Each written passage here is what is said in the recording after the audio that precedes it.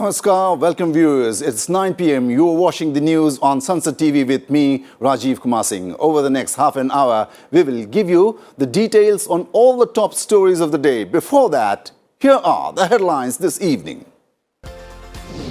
I2U2 conference agrees to increase investment in 6 sectors including energy, health and space. Prime Minister calls group a good model of practical cooperation. UAE to invest $2 billion on integrated food park. No ban on words during parliamentary proceedings, says Lok Sabha Speaker Om Birla. Asserts that members are free to speak their mind within limits. Surge in daily cases of COVID infection. Over 20,000 new cases reported after 145 days. Free booster shots to people in 18 to 59 age group from tomorrow. Commodity exports up by 23.52% in June. Exports at $40.13 billion. Wholesale inflation dips to 3-month low of 15.18% in June.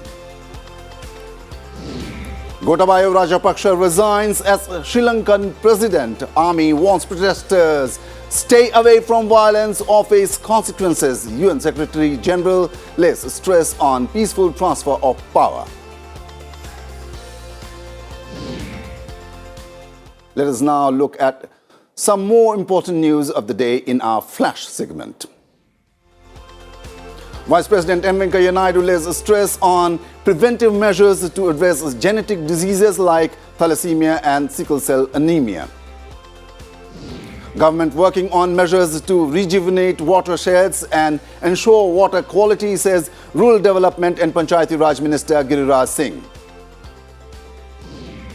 Phase 1 of Common University Entrance Test Undergraduate 2022 to start tomorrow. 500 cities across India and 10 cities outside India to hold the exams from 15th to 20th of July.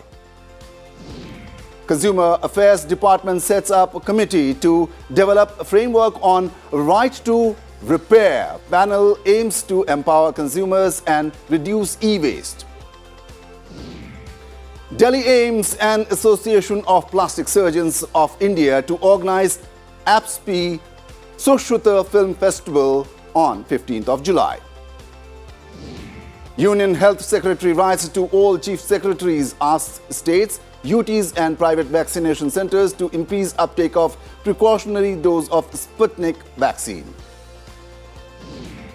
Civil Aviation Minister applauds Trivandrum and Kochi airports for demonstrating spirit of Vasudhaiv Kutumbakam. Airports allowed technical landing to more than 120 Sri Lanka-bound aircrafts. Cancelled for last 2 years due to COVID-19, annual KANWAR YATRA begins after 2 years. 3 to 4 crore devotees expected to attend YATRA this year. Indian scientists develop synthetic peptides to not only block entry of the COVID virus into cells but also reduce their ability to infect living cells. India tops medals tally at ISSF Shooting World Cup. 10 meters air rifle team wins 3rd gold for the country. India wins 8 medals including 3 gold, 4 silver and a bronze. I2U2 framework is a good model for practical cooperation in the face of increasing global uncertainties, Prime Minister Narendra Modi said on Thursday. Addressing the first virtual summit of the coalition, Prime Minister Modi said the grouping would make important contribution in areas of energy, security, security and economic growth. He said that under the I2U2 framework, India, Israel, USA and UAE are working to increase investments in the fields of water, energy, environment, health and space. The grouping is known as I2U2, with I standing for India and Israel and U for US and UAE. He added that joint projects in many areas have been identified and a roadmap has been made to move forward. हमने कई क्षेत्रों में joint projects की पहचान की है और उनमें आगे बढ़ने का रोड मैप भी बनाया है। I2U2 फ्रेमवर्क के तहत हम जल, ऊर्जा, परिवहन, स्पेस, स्वास्थ्य और खाद्य सुरक्षा के 6 महत्वपूर्ण क्षेत्रों में जॉइंट इन्वेस्टमेंट बढ़ाने के लिए सहमत हुए हैं. The United Arab Emirates will invest $2 billion to develop a series of integrated food parks across India under I2U2 framework. The grouping will also advance a hybrid renewable energy project in Gujarat with a capacity to generate 300 megawatts of wind and solar power. A joint statement issued at the summit said the grouping aims to harness the vibrancy of our societies and entrepreneurial spirit. The special focus of the group is on joint investments and new initiatives in water, energy, transportation, space, health and food security, the statement said. Apart from these two specific projects, the I2U2 leaders also discussed other common sectoral areas of interest, how to modernize infrastructure including connectivity, to how to pursue pathways for low carbon development, areas of public health, solutions for waste treatment, connecting startups to the I2U2 investment platform, and the fintech sector. Lok Sabha Speaker Om Birla asserted that there is no ban on any words during parliamentary proceedings. He added that members are free to express their views, keeping the decorum of the House in mind.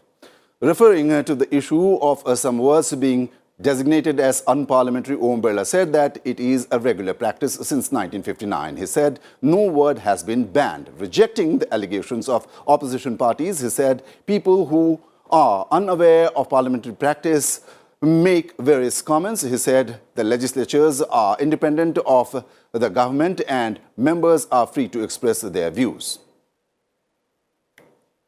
देश में भ्रम की स्थिति नहीं होना चाहिए, किसी शब्दों को बैन नहीं किया है और किसी सरकार भी बैन नहीं करती है.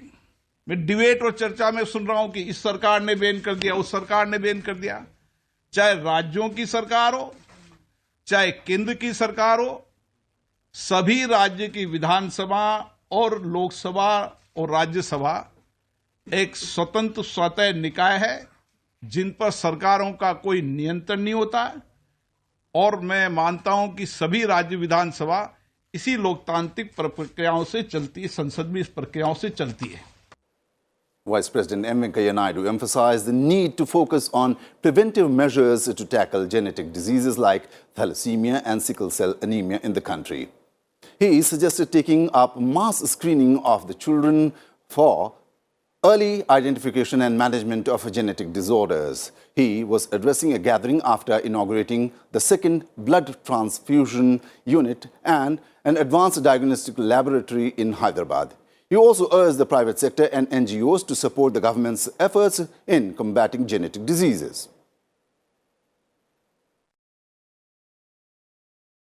And other news from across the nation. Maharashtra Chief Minister Eknath Shinde has announced a reduction in VAT on petrol and diesel by ₹5 and ₹3 litre. The decision will be implemented from midnight. The state government also completed all approvals for Mumbai-Ahmedabad bullet train. Deputy Chief Minister Devendra Fadnavis informed the media about the decision after the cabinet meeting. Over 20,000 new cases of COVID have been registered for the first time after 145 days. 38 people have died in the past 24 hours. India's active caseload currently stands at 1,36,076. The recovery rate is currently at 98.49%. The weekly positivity rate is 4.37% and the daily positivity rate is at 3.10%.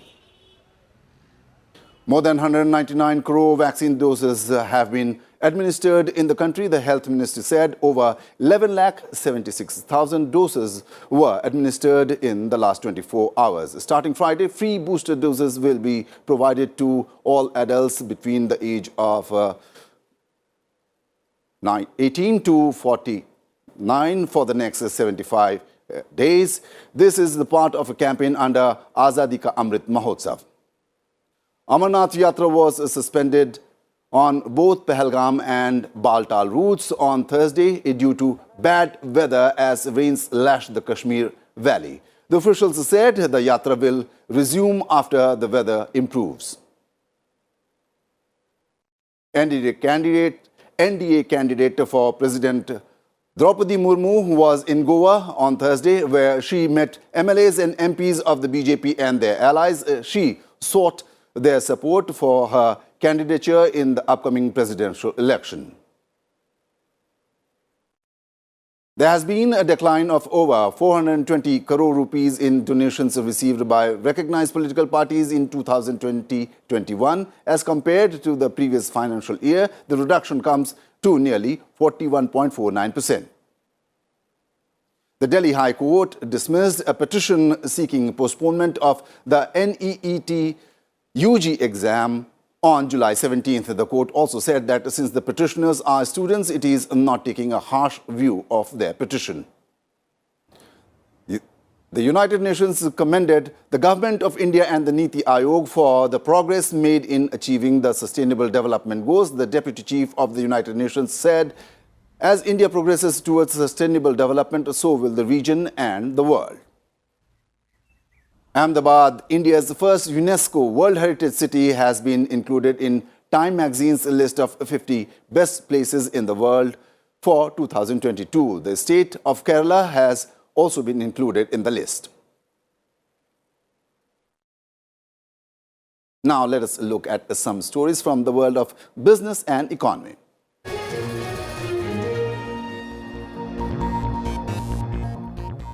India's wholesale price-based inflation eased to 15.18% in June on a year-on-year basis.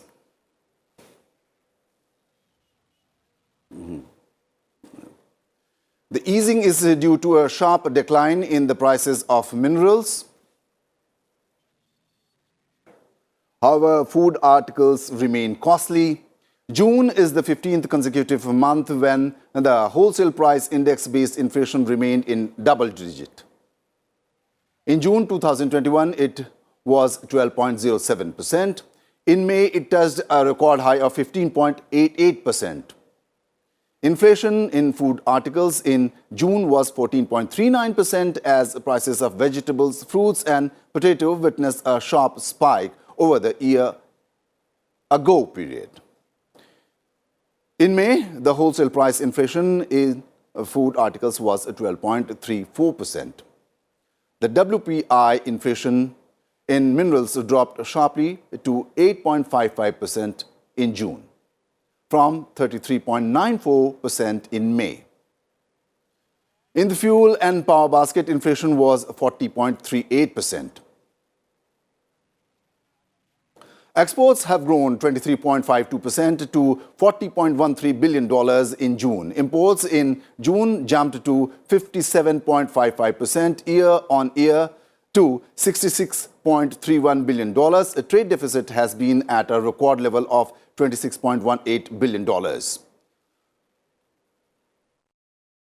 Finance Minister Nirmala Sitharaman emphasized on the need for blended finance and leveraging private capital to achieve sustainable development goals. She was speaking at the Sustainable Finance and Climate Transition Roundtable at Bali, Indonesia, which is hosting the third G20 finance ministers and central bank governors. The finance minister also shared India's two-pronged energy transition plan that includes promoting renewables in the energy mix and adopting innovative policy measures.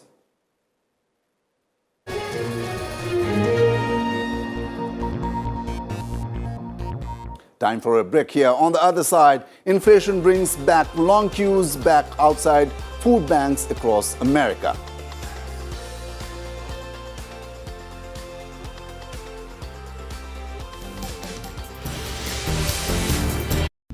अक्टूबर 1962 को चीन ने भारत पर हमला किया। एक अकेले आदमी ने 3 दिन के लिए 72 घंटे के लिए पूरी चाइनीज की फौज को रोक दिया। इंडियन आर्मी के जवान जो थे वहां रहे, लड़े और सबसे जबरदस्त प्रदर्शन किया इस लड़ाई का और काबिलियत का वो फोर्ट गढ़वाल राइफल्स ने किया।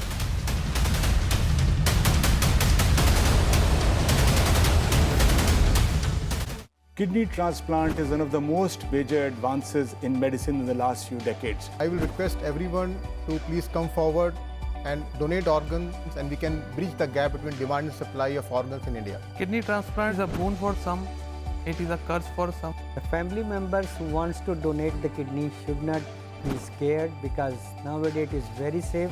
To know all about kidney transplant, join us on Healthy India, only on Sansad TV.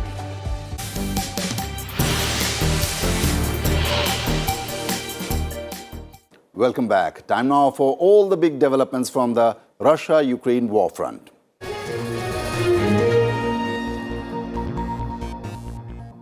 "17 people were killed and at least 90 injured in a Russian missile attack in Vinnytsia in central Ukraine on Thursday. Ukraine's national police said 3 rockets hit an office building and damaged residential buildings in the city located southwest of the capital Kiev. The strike ignited a fire that expanded to engulf 50 cars in adjacent parking lot, terming the attack an open act of terrorism on civilians. Ukraine's President Volodymyr Zelensky said a child was among the dead.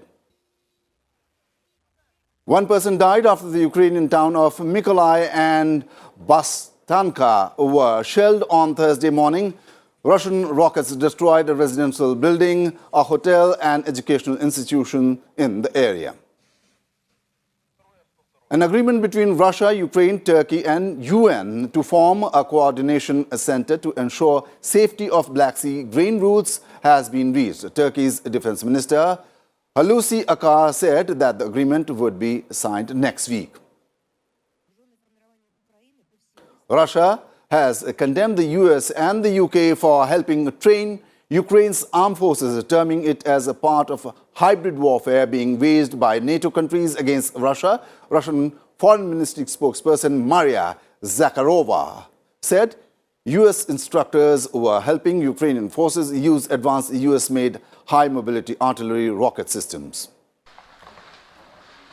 A Ukrainian school in the Donbas region was destroyed after Russian military strike hit the building. No casualties were reported. Russia denies the accusation of deliberately attacking civilians. Luhansk and Donetsk provinces comprise the Donbas, which is now Europe's biggest battlefield in generations.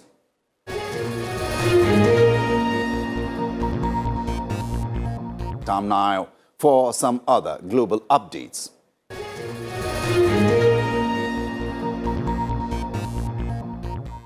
Sri Lankan authorities on Thursday reimposed the curfew in the western province as confusion sparked over President Gotabaya Rajapaksa's resignation. News of the resignation came late evening on Thursday. The promised resignation did not come from Gotabaya Rajapaksa on Wednesday.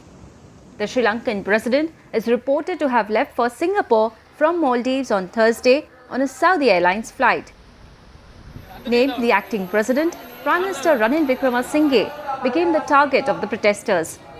At least 84 people were hospitalized in clashes with the security forces at Wickremesinghe's office. Police fired tear gas and water cannons at a mob that tried to enter the restricted zone. Authorities imposed a curfew in the western province following the violence and lifted it in the morning. But it was reimposed over fears of violence with no word from Rajapaksa on his resignation. Speaker Abeyewardena said he informed President Rajapaksa to submit his letter of resignation as soon as possible. Since an acting president has been appointed, the speaker said he was exploring legal provisions to make Rajapaksa vacate his office. Political parties are, however, asking Wickremesinghe to also step down and allow Speaker Abeyewardena to take charge as acting president. Meanwhile, the anti-government demonstrators on Thursday decided to vacate some of the iconic administrative buildings, including the President's house and the Prime Minister's office that they have been occupying since 9th of April. Last week, Prime Minister Wickremesinghe said Sri Lanka is now a bankrupt country. Bureau Report, Sansad TV. Former Finance Minister Rishi Sunak entered the second round of voting in the Conservative Party leadership election with a comfortable lead. The race will determine the next British Prime Minister. 42-year-old Sunak was firmly placed as the candidate to beat after he won the first round of voting with 88 votes. UK Chancellor Nadhim Zahawi and former Cabinet Minister Jeremy Hunt were eliminated from the race to succeed Boris Johnson as leader of the ruling Conservative Party after the first round of voting by MPs. The senior Conservatives failed to get the 30 votes needed to get to the next stage of the leadership contest. The frontrunners were former Chancellor Rishi Sunak, Foreign Secretary Liz Truss and Trade Minister Penny Mordaunt. Senior backbencher Tom Tugendhat, Attorney General Suella Braverman and former Equalities Minister Kemi Bentinck also progressed to the final 6 candidates. Sir Graham Brady, the chairman of the Conservative 1922 committee overseeing the contest, read out the results in the House of Commons. Bureau Report, Sansad TV. Long queues are back outside food banks across America. Overwhelmed by inflation, working Americans are turning to handouts to help feed their families amid skyrocketing grocery and gas prices. Many people are seeking charitable food for the first time. With inflation hitting a 40-year high in the country, food banks are struggling to meet the growing needs in the US.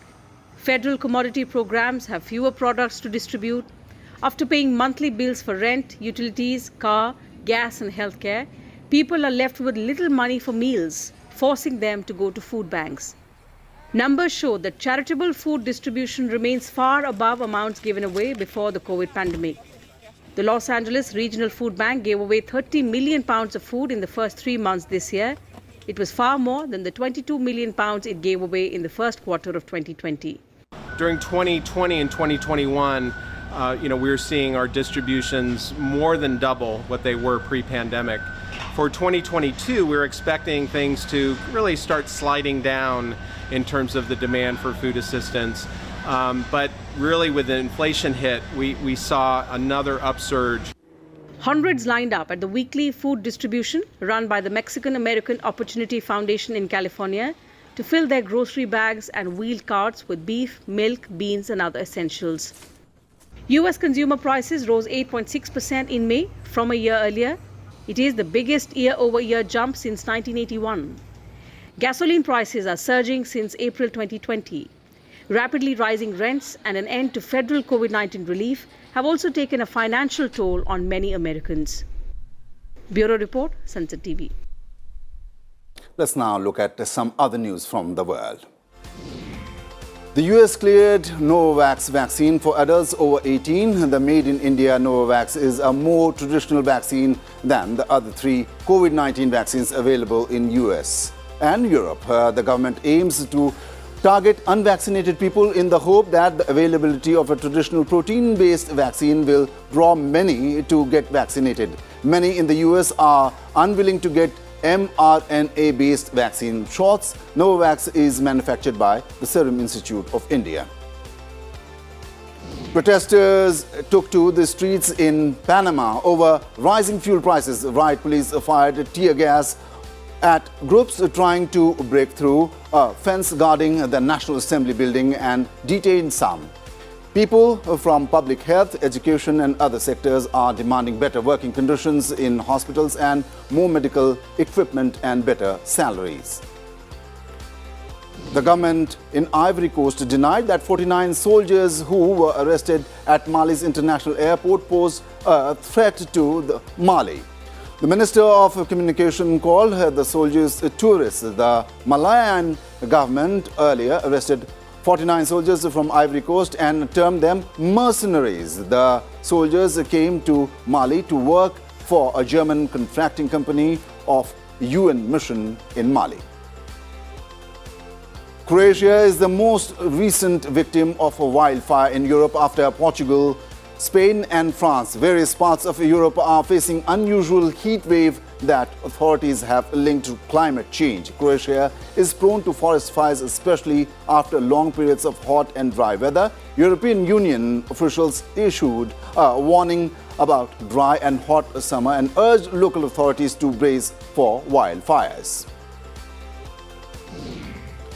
Eastern China is experiencing a heat wave causing several deaths across the region as summer descends earlier than usual. Temperatures in Shanghai reached 40.9 degrees Celsius Thursday afternoon, the highest since 1873, according to the Shanghai Meteorological Bureau. Shanghai issued 3 red alerts for heat in the past 5 days. On Wednesday, the surface temperature near the Bund, the landmark of Shanghai, was recorded at 55.5 degrees Celsius as per Shanghai Media Group.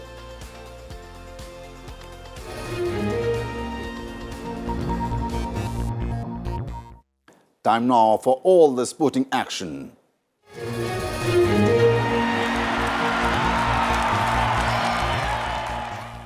Starting with cricket, in the second ODI being played between India and England at Lord's, Indian bowlers again put the much-wanted home team batting under tremendous pressure and restricted them to 246 all out in 49 overs. The India T20 squad for the West Indies tour has been announced. Virat Kohli, Jasprit Bumrah and Yuzvendra Chahal have been rested, while Ashwin returns to the team. KL Rahul's comeback is subject to fitness. On to badminton. Third seed Sindhu staved off a spirited challenge from Vietnam's Tu Linh Nguyen 19-21, 21-19, 21-18 to reach the quarterfinals of the Singapore Open. Saina Nehwal caused a major upset at the Singapore Open. In the second round, Saina defeated 5th seed He Bingjiao of China 21-19, 11-21, 21-17.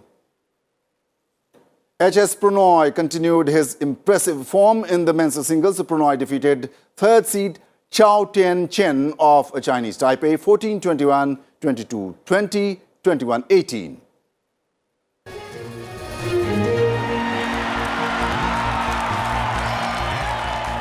Now, let's have a relook at the headlines. I2U2 conference agrees to increase investment in 6 sectors, including energy, health and space. Prime Minister calls group a good model of practical cooperation. UAE to invest $2 billion on integrated food park. No ban on words during parliamentary proceedings, says Lok Sabha Speaker Om Birla. Asserts that members are free to speak their mind within limits. Surge in daily cases of COVID infection. Over 20,000 new cases reported from after 145 days. Free booster shots to people in 18 to 59 age group from tomorrow.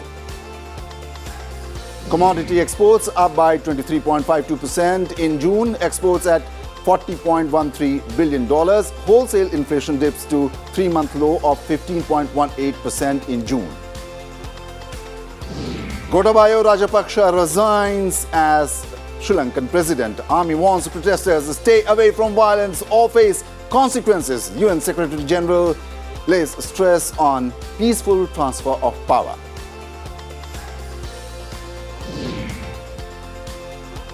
That's all we have in today's news. For more updates, keep watching Sansad TV. Good night.